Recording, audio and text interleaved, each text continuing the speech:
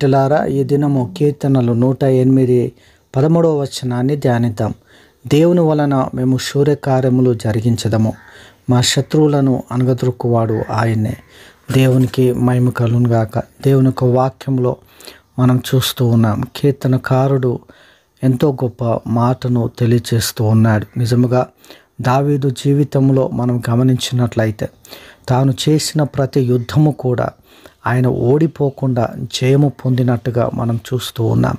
ప్రతి యుద్ధములో ఆయన జయం పొందినాడు, తన సైన్యము జయం పొందింది. దేవుని బిడ్డలారా, దేవుని కృప ఆయన పట్ల ఎంతో విస్తారముగా ఉన్నట్టుగా మనం చూస్తూ ఉన్నాం.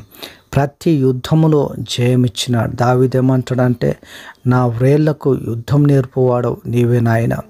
ఇంకేమంటాడంటే, దేవుని బిడ్డలారా, నేను నా రథముల మీద, నా గుర్రముల మీద, నా బలం మీద, బలగం మీద నేను ఆధారపడటం లేదు, నేను నీ మీద ఆధారపడుతున్నాను. నా వ్రేళ్లకు యుద్ధం నేర్పువాడవు నీవే ప్రభువా అని అంటాడు. దేవునికి మహిమ కలుగును గాక.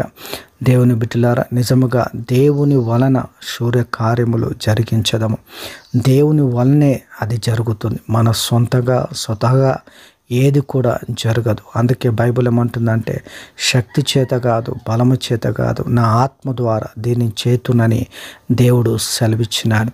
శత్రువులను అనగదొరుకువాడు ఆయన్నే. కాబట్టి ఏ శత్రువు మన మీదకి లేచిన ఆ విషయంలో బాధపడకుండా, చింతపడకుండా దేవుని వైపు చూసినట్లయితే దేవుడు శత్రువులను అంచువాడని వాక్యం సెలవిస్తాం. దేవుడు అట్టి